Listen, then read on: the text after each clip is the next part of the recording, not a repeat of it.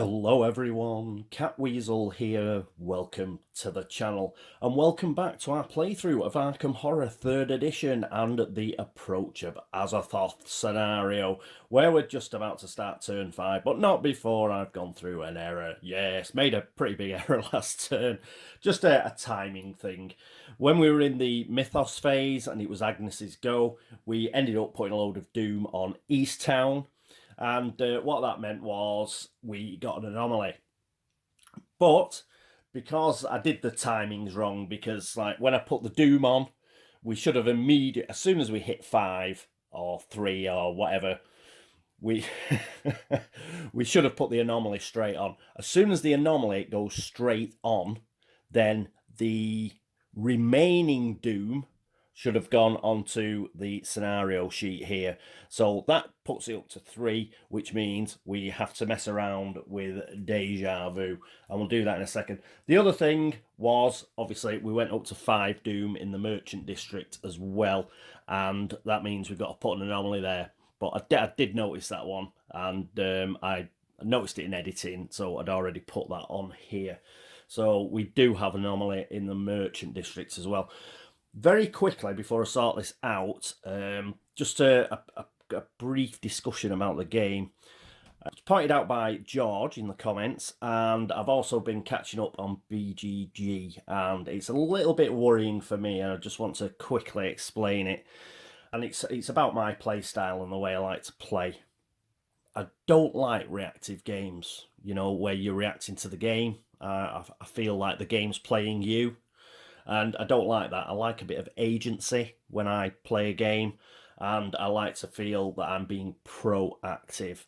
What I'm increasingly finding with Arkham Horror 3rd edition is that is not the case. It's very reactive.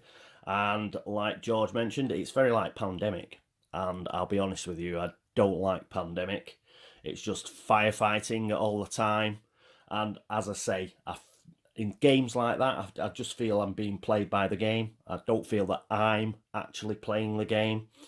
And I'm beginning to see with Arkham Horror 3rd edition that is getting similar, because what you're doing is just warding doom all the time.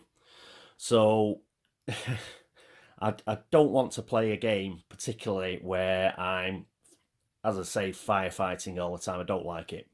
It's I like to feel that I'm in control of it. Now, the thing with Arkham Horror 3rd edition, what a lot of people are finding, from what I can see, is it's doom that you've got to keep control of all the time.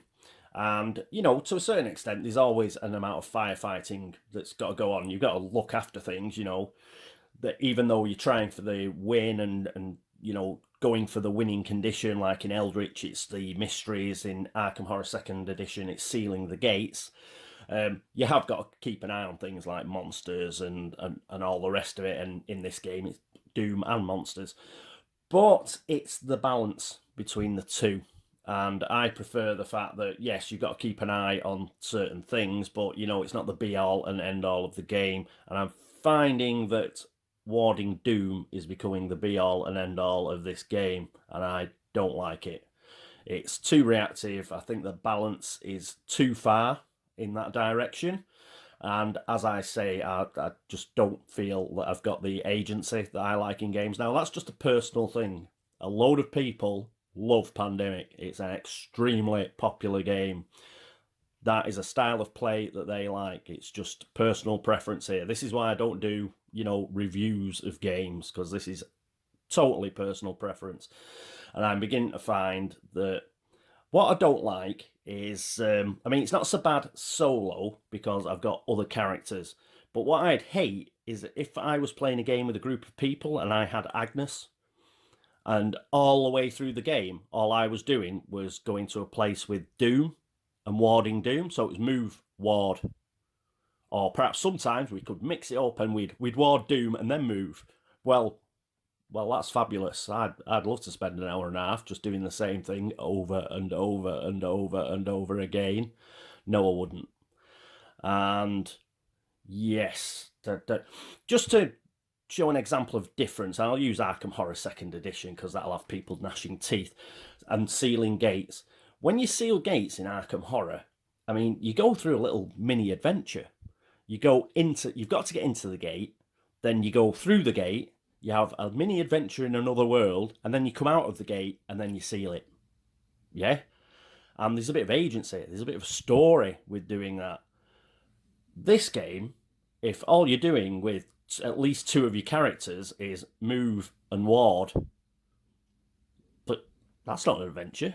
That's just move and ward and move. Well, wow, that's really exciting, isn't it?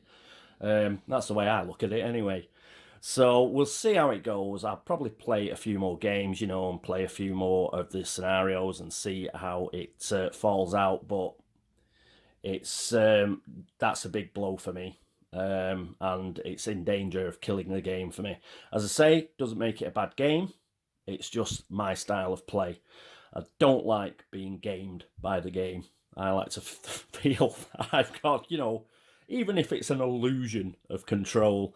And I'm beginning to see in this game that all you're running around is doing a cleanup.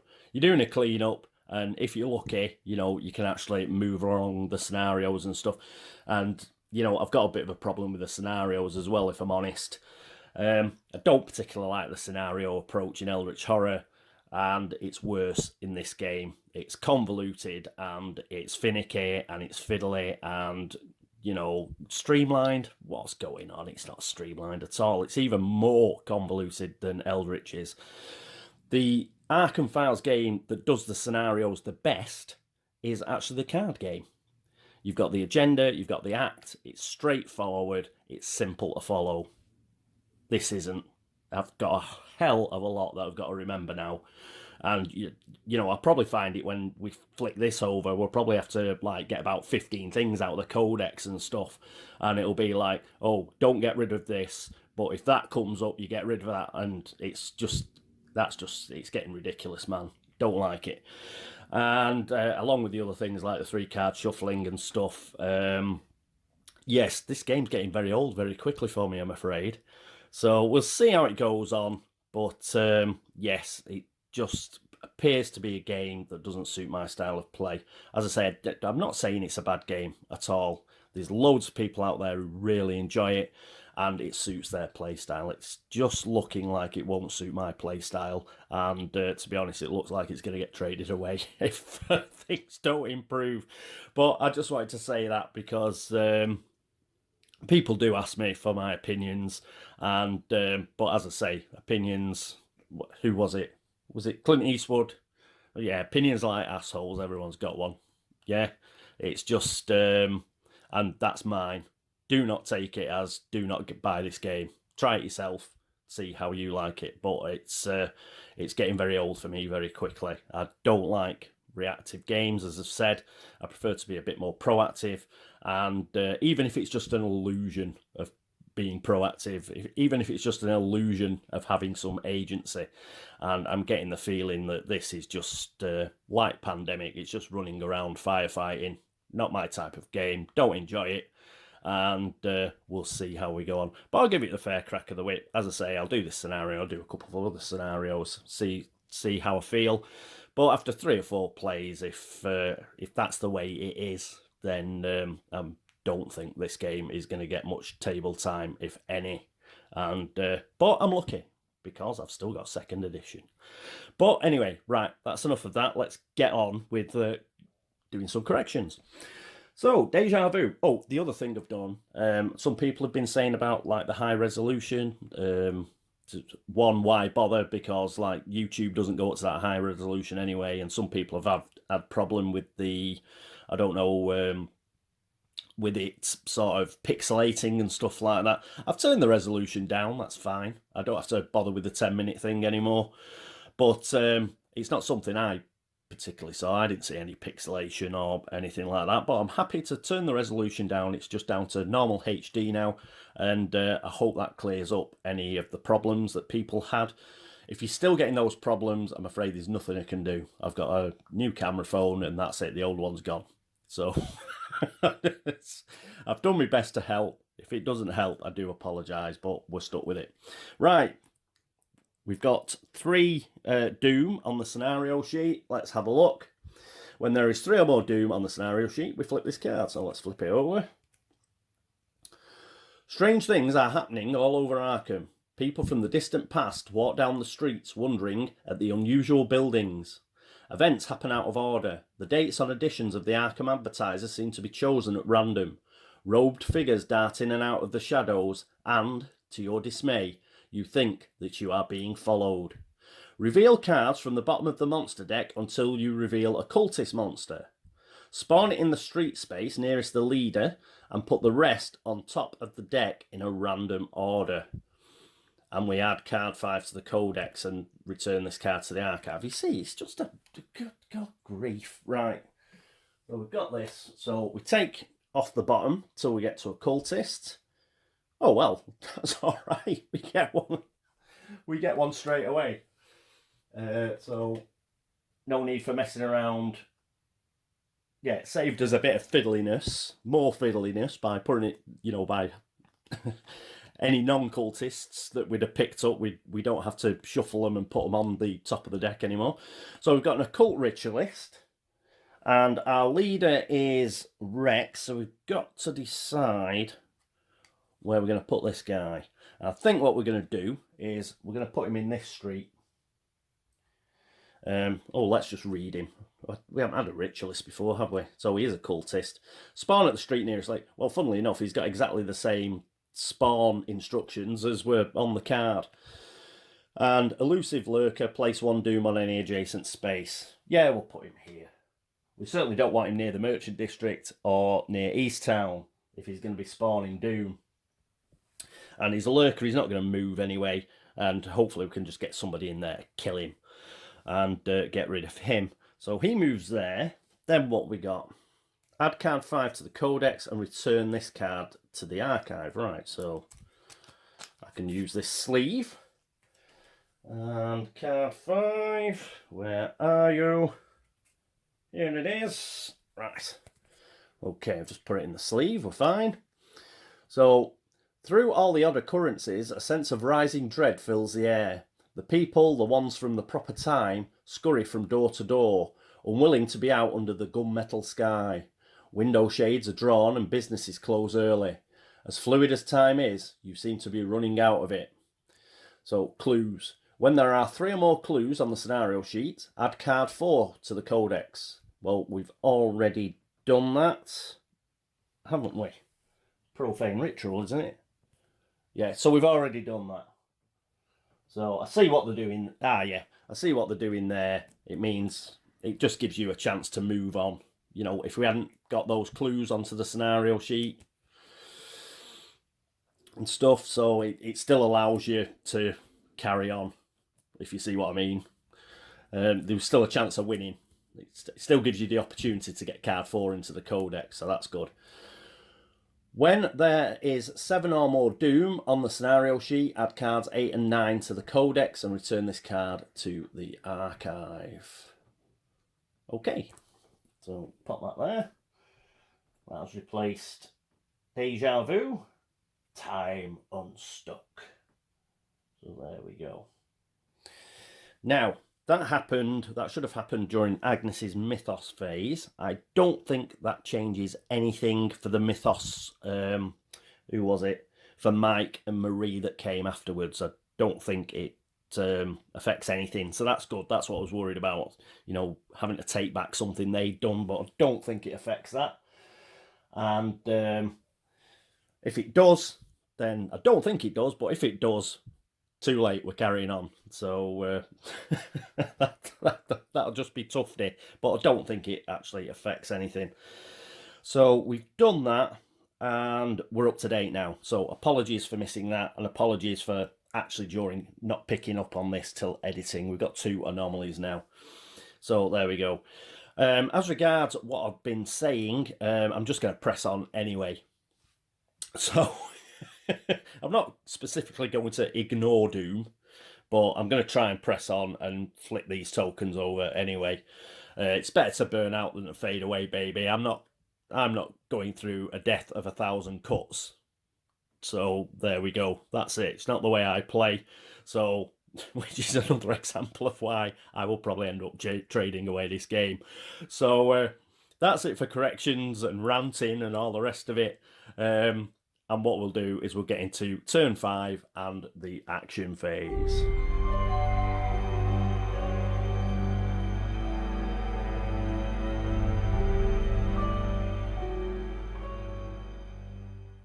And here we are at the action phase. So who's going to go first? We're going to have Rex go first. So we'll flip over his token.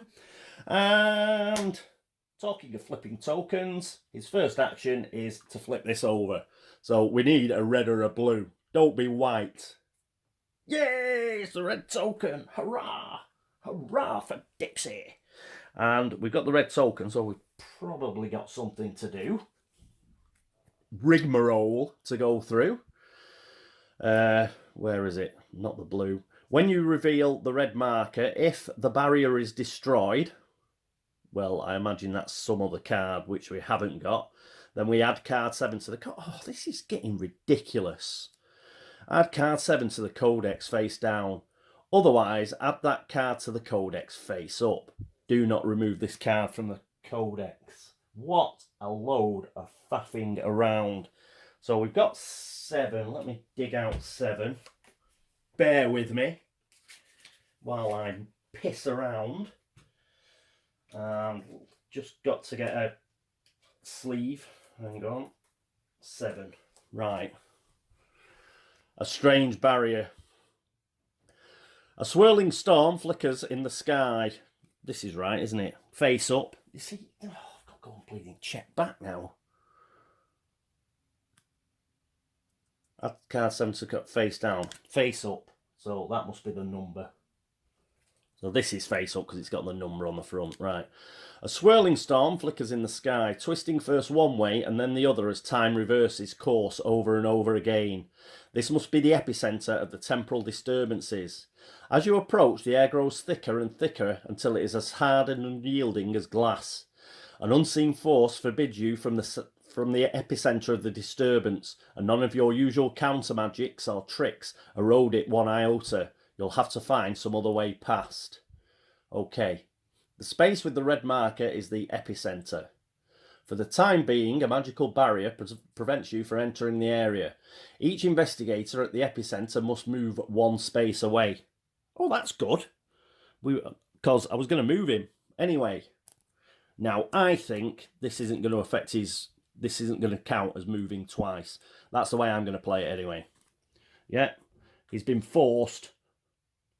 He's just been forced back. Obviously, he's not going to go to the occult ritualist.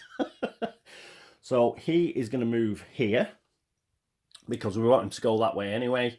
As I say, I'm not going to count that as a second move action. It's just the card is telling you to do that.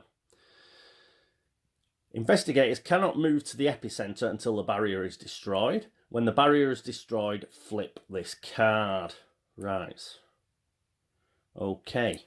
Doesn't actually tell us how to destroy the barrier, but hopefully that will become clear. Perhaps it's probably got something to do with the blue mystery token, hasn't it? I hope so, otherwise it's going to be a short game. Okay, so that is his first action. We've actually found one of these guys, so that is brilliant. And his second action is going to move. Like I say, I'm not counting that as a move action. It wasn't an action. He was just told to move by the card. Now, he's going to move as an action. And he is going to move 1, 2 to this street location. And then instead of spending $2, which I thought he'd spend, he only has to spend 1. Because he's going to get in a taxi. And he's going to go here with Agnes. Because we have a plan. We have a plan of action, thanks to Roy. So thanks, Roy. We're gonna put it into action, mate. Okay, right. It's like the old days. Roy's running Rex. So there we go. It's like the old Eldritch horror and people helping out. So Roy's running Rex now. Okay, that is it for Rex. So flipped over, he found the red token, and he's moved to join Agnes. So, great stuff. Okay, who is going to go next? Marie is going to go next. And here we are with Marie. She's up at the Curiosity Shop. Now, what is she going to do? Well, Marie is going to move as well. So, let's flip her token over. And we'll pick up $2 because she's got a long way. She's going to get a taxi as well. So she's going to go 1, 2 to here, and then spend $2 and get to Independence Square. And guess what she's going to do? Yes, she's going to flip that token because I'm just going for it. It's the way I play. Come on, we need a blue token. Blue. Yes, yes, fantastic. The blue token. We've done it. Hey.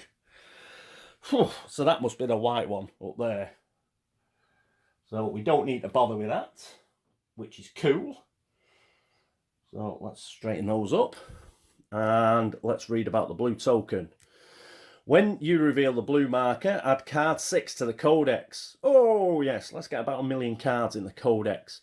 Do not remove this card from the codex. Right, that's it. Oh, and down here, if both the blue and red markers have been revealed, remove all the other markers from the board and return this card to the archive. All right, so it's 2. So it tells you not to remove this card, except we do, because it's down here. So take this out of the sleeve and I'll find card 6. Bear with me. Remember, this game is extremely streamlined. I hope you've all noticed that. Right, there we go. 6, Ritual Site.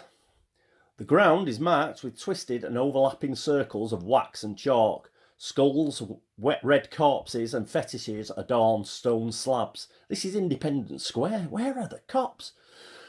The walls and the ground all around. Clearly, this was the site of some mystical ritual, and judging from the prodigious quantities of blood involved, its aim was not benevolent. 2 robed figures draw curved knives and advance towards you. You reclassify the location from past to active ritual site. The space with the blue marker is the ritual site. Reveal cards from the bottom of the monster deck until you reveal 2 cultist monsters. Spawn them at the ritual site and put the rest of the top of the deck in a random order. Okay. Action. You may remove 5 clues from the scenario to stop the ritual. If you do, remove the blue marker and flip this card. Perform this action only at the ritual site. Oh, so there we go. We've got 3 on there at the moment. So if we do a bit more, we can get an extra one on because Marie has, if I just move this out of the way, she still has a clue.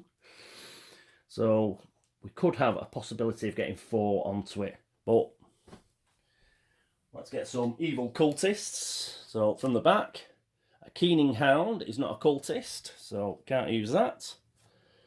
A swift biker is not a cultist, we can't use that. A robed figure is, he's fine. And a ravenous predator is not. And Tinderloss Alpha is not. A hooded stalker is. So those are the 2. And we've got to shuffle these. Bit of blind shuffling because they're double-sided, but at least there's more than 3 of them. There's 4.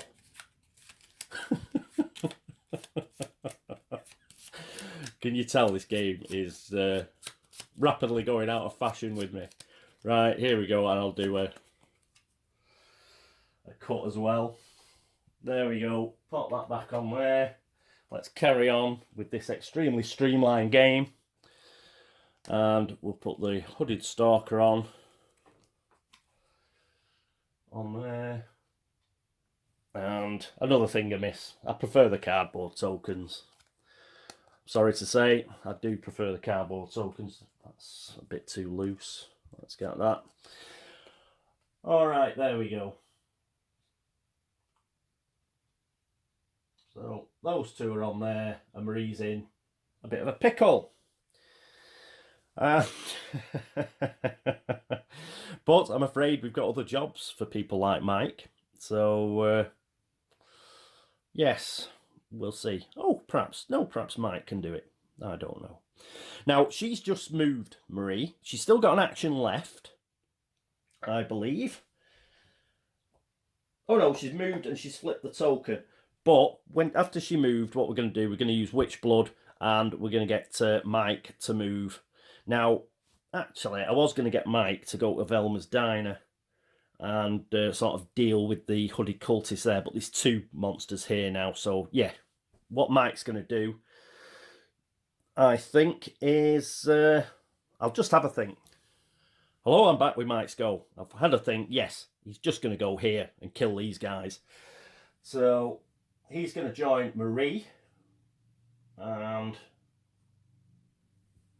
obviously both of these would have engaged with Marie. So I think you're allowed to look at the backs, actually. So they're both one anyway. They're both pretty easy.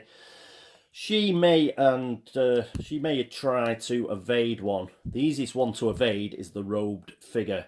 So I think after his move, Mike is going to actually attack. So that's engaged with Marie.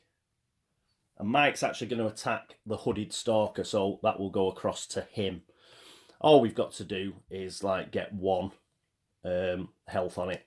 It's -0 on the strength test. So hopefully we can kill him fairly quickly. Mike's going to use his Chicago typewriter. He's not going to bother with the old boiler. We'll save that for things like Hounds of Tinderloss. So his second action is to attack.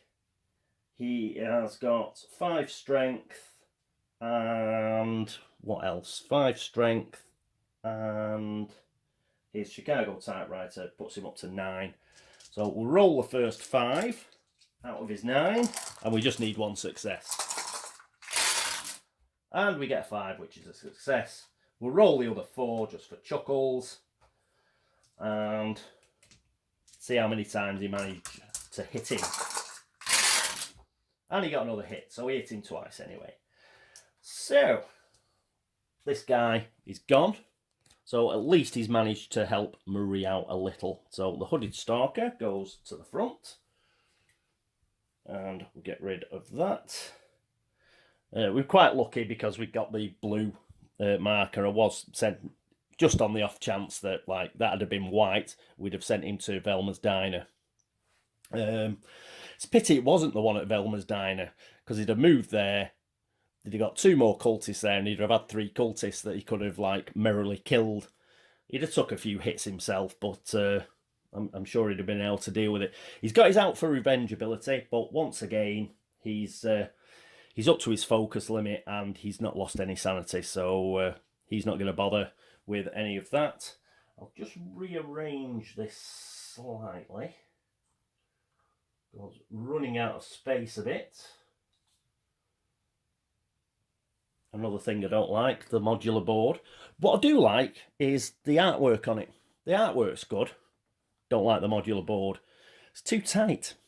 These are too tight, and you have to take, you know, like, you've got to protect it before you put it together. I use like, you know, like glue. The stuff that dries very clear. I just had to protect the edges around. You shouldn't have to do that with a, you know, they're too tight. There should be a tiny bit of give. You don't want them too loose. You don't want them like, you know, popping off every 5 minutes. But you don't want them so you're forcing the cardboard together. But again, another complaint about the game. I'll just get on and play, Paul. Okay, so that's all set up. And that was it for Mike. Yes, he moved 1 and then engaged and killed that hooded cultist, hooded stalker. Right, that is it for Mike. Next up, it is... Who's after Mike? Who hasn't gone? It is... It must be Agnes. Hello, it's me again. It's still Mike, isn't it? Yes. He did... It was Marie's witch blood ability that he moved, and then it was his go. Yeah, that's where he got confused. So his first action was to attack. and he killed her. Now, he can't, unfortunately, he can't attack this robed figure because, yeah, he can't attack again because of it'd be his second attack action in a round. He's not allowed to do that unless he uses the witch blood thing, but he used that to move. So, what's he going to do? He's moved. He can't. Oh, if only he could do a research action, but he doesn't have a clue. He hasn't got a clue. He's like me. So is he going to get? I think he can only gather resources, can't he? Can you only evade monsters that you are actually engaged with? I've just got to check that. Yes, I'm back. He'd have to be engaged with it. He's not engaged with it, so he can't do that, which is a bit of a bummer. So that just leaves him with going round and getting $1. So he's gathered resources, probably by going through the pockets of the hooded stalker that he's just killed. So he's got $1 off him. And that is it for Mike. And yes, next up, it is now Agnes. And here we are with Agnes. She is currently with Rex in the train station. Why have they met up? Well, it's not brief encounter. What they're actually doing is they're going to do a trade. So she's going to do a trade action, and she is going to take Find Gate, which is the spell. Then, for a second action, she's going to test Law, because we wanted to get over there to Velma's Diner and try and sort out the Doom over there. So, test Law. If you pass, you move to a space of your choice with one or more Doom. So, let's test Law. And her Law is 5. She's going to use the Mystical Tome as well, which gives her an extra 3. So that's 8 dice. So let's roll the first 4.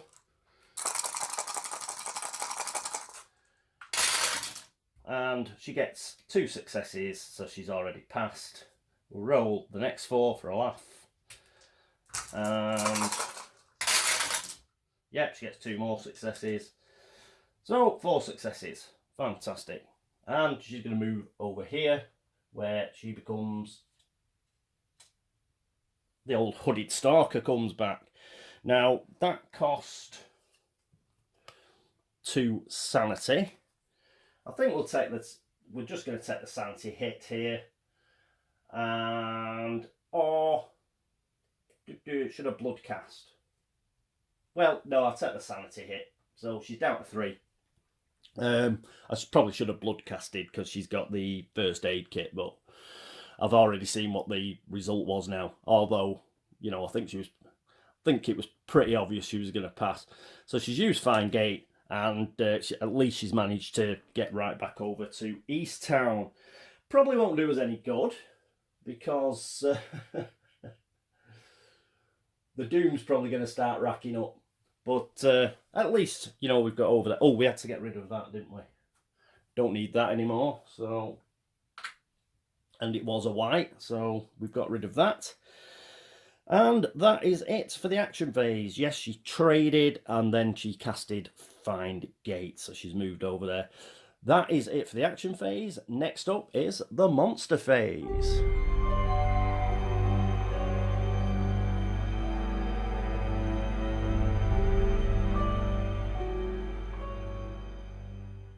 And here we are at the monster phase. So let's do Agnes. We've got the hooded stalker, and he just does 1 damage. That's fine. She could take that. So she goes down to 4.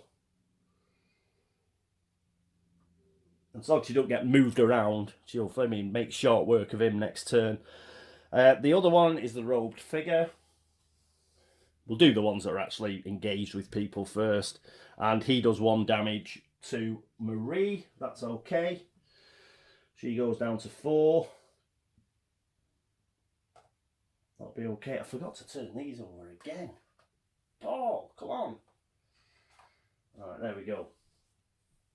And our final monster is the occult ritualist. Right. So, elusive lurker. Place 1 doom on any adjacent space. Well, we'll put it on because this is the This is like the site, isn't it? It's one of the sites.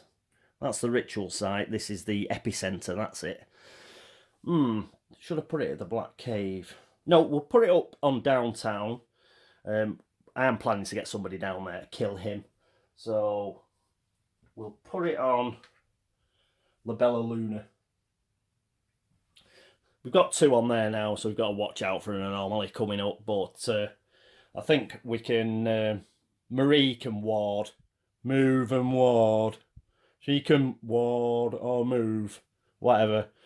And, yeah, I think Agnes, she can deal with the bloody hooded stalker, surely to God. So we'll send Mick down there to kill that. What else? That's it, isn't it? Yeah, we just had to do a doom for that guy. He hasn't got any movement. He just spreads doom. All right, that is... Flip that over by in error. Yes, that's it for the monster phase. It's now the encounter phase.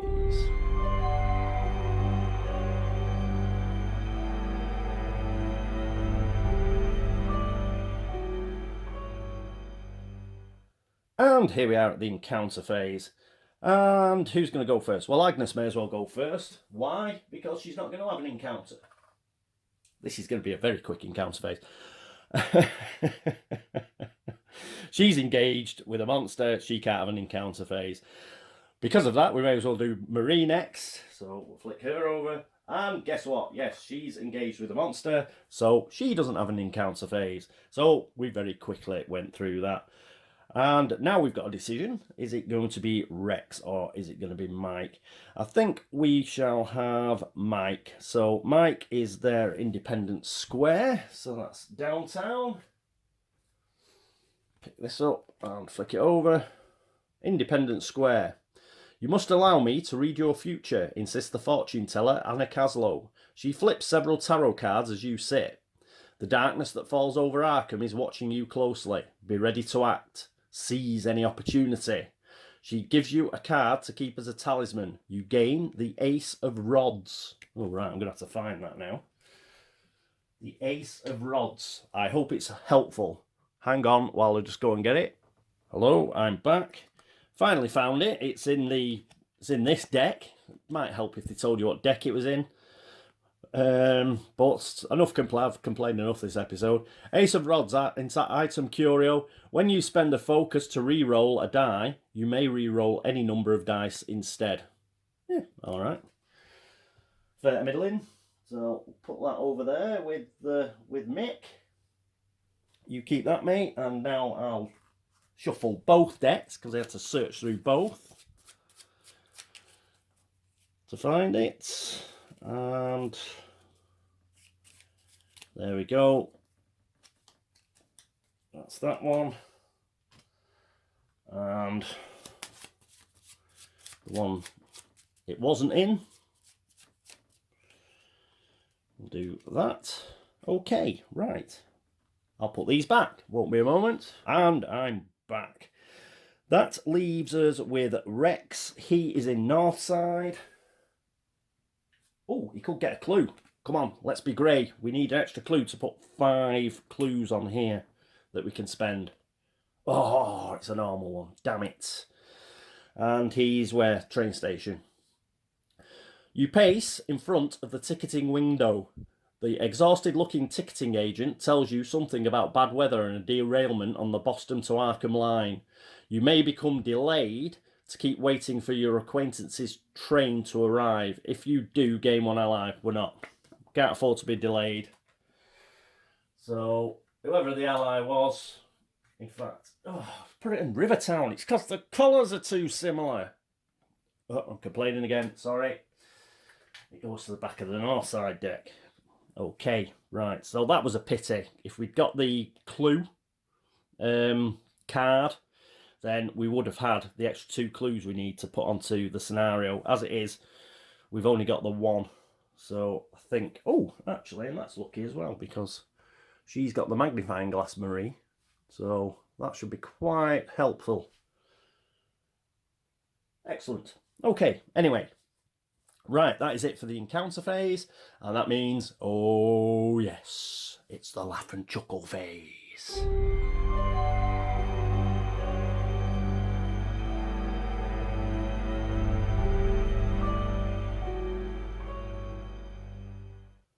And here we are at the laugh and chuckle phase. So we've got the bag of doom. Doom! So we've got to do this in order. Oh, I've got to flip those over again. Right. We go in order, so it's Rex first, and we get Spread Doom! Hurrah! See what I mean? It's just like, yeah, it's just too reactive, this game. And a clue. So at least we needed a clue. So that's good. Plonk that there. So first thing is to Spread Doom, back of the deck. And we get Downtown. And it goes to La Bella Luna. Yes, of course it does. So we get another anomaly. And there we are. Again, that's lucky. I know I'm going to get people on saying, like, well, if you got rid of the Doom. Well, yes, if we were getting rid of the Doom, I'm afraid we would have been in Merchant District and East Town. We wouldn't have been doing it here because there was only one Doom. So save your breath, kids. We just got unlucky, that's all. It happens, especially in Arkham Files games. So we've got 3 there. And, yeah, that's just the way it goes. So we've now got an anomaly in Downtown. Next up, we at least get a clue. Hurrah! Hurrah for a clue. And the clue comes from the front, which is the Merchant District. So, got the Merchant District, top 2 cards, and let's shuffle it in. Oh, how exciting! Oh.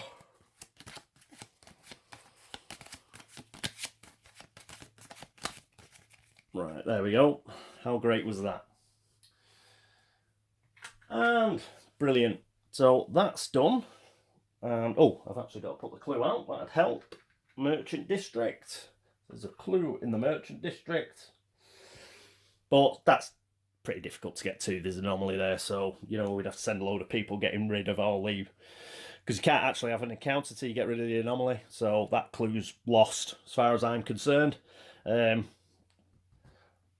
We've got Rivertown, we've got Northside. So we'll just ignore this for the time being. Okay, possibly put a load of Doom on the scenario and cause us to lose, but we've got Doom everywhere else that we've got to deal with. We've only got 4 investigators after all. Okay, so done that.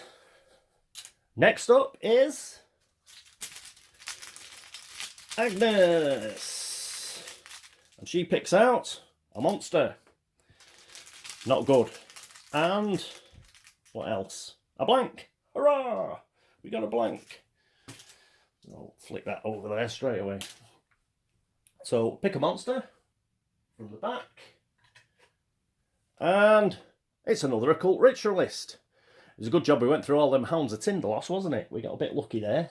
They all ended up at the front. And I need one that grips. So there we go. We've got an occult ritualist. So she's now engaged with a hooded stalker and an occult ritualist. Not enough room on the board with all these stupidly large cards. So there we go. She's engaged with both of those. Oh, she's going to be a busy bee, isn't she? And she's not going to be able to kill both of them either. Because you can only do one action once. Mind you, I suppose I could have Marie attack the robed figure. And then she'd get it as a free attack action, wouldn't she? So she could attack that way by using Witch Blood. Perhaps we'll do that. And that's it, isn't it? Yes. Next is Mick. And Mick draws a headline, always a delight, and a reckoning, another delight.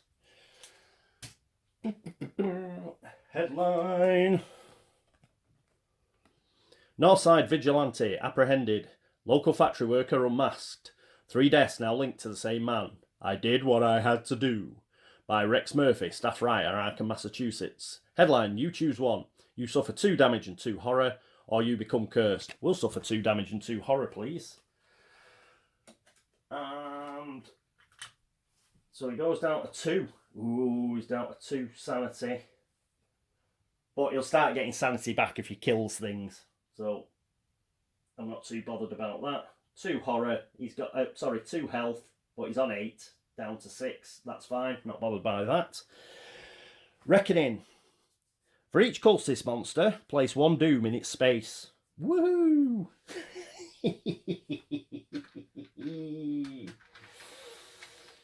So there we go. So there's 2 that would have gone on there because we've got 2 cultist monsters. That puts it up to 5. Awesome. We've got a robed figure here. Well, that's fine. And 1 here.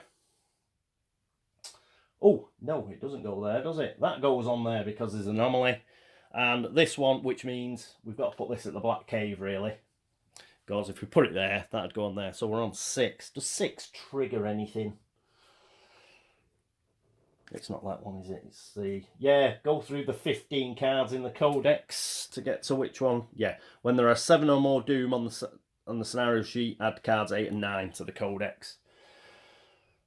So, there we go.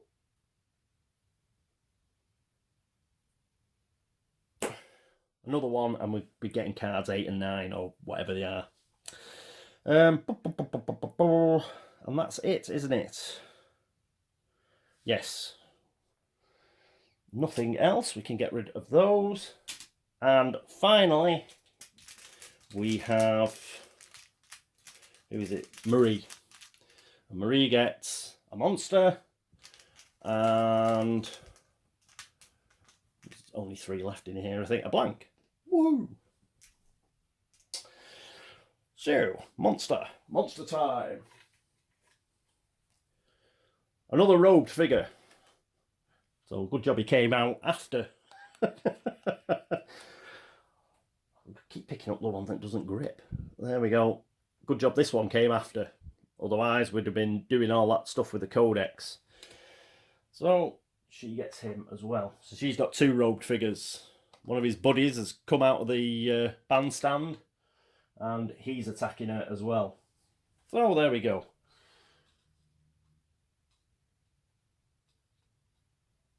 Yay! So we've popped all those there. And that is it. Because we've got a blank. So that is it for the Mythos phase. Yes, so we're up against it. But I think it's too late to do Doom now. I'm worried about it. If it flips over, it flips over. I think we've got to go for broke. So next episode, we're going to go for broke. Try and... yeah, I think... what is it? We've got to get rid of this barrier, haven't we? There's like the epicenter and the strange barrier. And I think in order to do that... DL, you just can't look at so many cards down here. Just to figure out which one. No, not that one.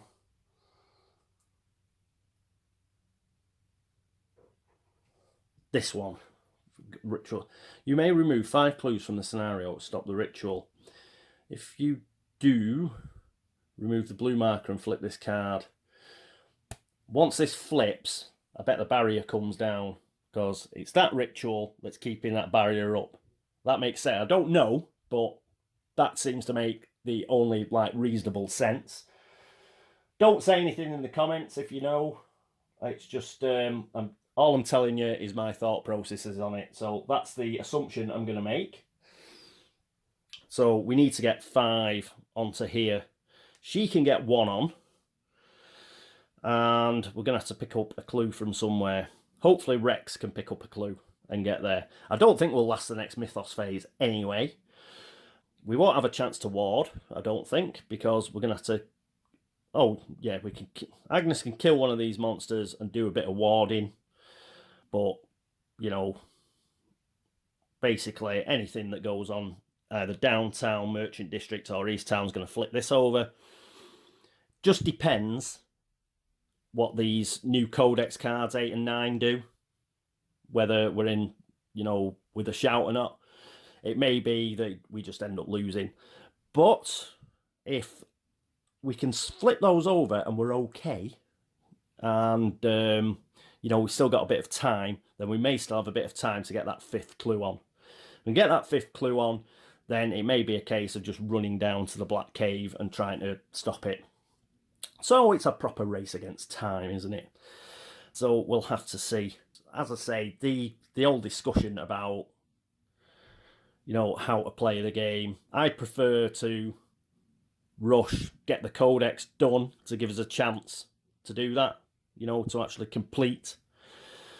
I'm not interested in, like, reactively, like, looking after Doom and then creeping along, like, oh, right, put a clue on. And then, oh, we're lucky, we've got a spare action because we've stopped warding Doom. We've got a spare action where we can actually move the Codex on. That's not the right balance for me. I prefer the balance to be the other way. Whereas I'm trying to move the Codex on and win the game, and the Doom is just, you know, a pain. Oh, right, I'm going to have to stop to do the Doom. Not like do the Doom all the time and creep along. I'd rather have it flipped. But as I say, yes, that is probably going to end up with me trading this game away, I'm afraid. And not interested in reactive play at all. Which is a pity, because in many ways it's a nice game. I know I've complained all this. I've complained all this episode, but there are some really good points to the game that I do like. But it's outweighed by what I don't like at the moment. Okay, anyway, enough of this negativity. Let's move on. That is the end of turn 5. So we're in a bit of a pickle. As I say, it's a race against time. If we can actually get this barrier down and get to this epicenter, then perhaps we can pull out a win. We shall see. I still think we've got a bit of time, because it does mention once you get 7 Doom that we are bringing more Codex cards out. We're bringing 2 out. If we were going to lose immediately, I imagine we'd bring 1 out. So perhaps we still have got a bit of time. And, you know, we're not far off. You know, we do have 3 clues on here. We just need to get 2 more clues. We have North Side, which is available. We can get North Side clue. And we already have a clue on Marie. So my earlier tactics of, you know, getting clues and stuff like that perhaps stood us in good stead after all. And we should be able to get... hopefully she can research a clue onto here. I think Mike's going to have to try and kill those figures there or something. And yeah, we just got loads of monsters all over the shop. We'll have to see how we do. Okay, right, that is it. And talk tactics, all that. And what to do now? Oh yes, going to my usual spiel. So thank you so much for watching. Thank you for all the subscriptions. Thank you for all the likes and dislikes. You're still watching. And thank you for all the help and support. If you've noticed any errors, there may be some errors. We've had to do a lot of messing around. That is just doing my cake in. Sorry to complain again, but that is really, like, convoluted. And, you know, you're looking at about 5 different cards to find out what you're doing. So there is a chance that I've missed something somewhere.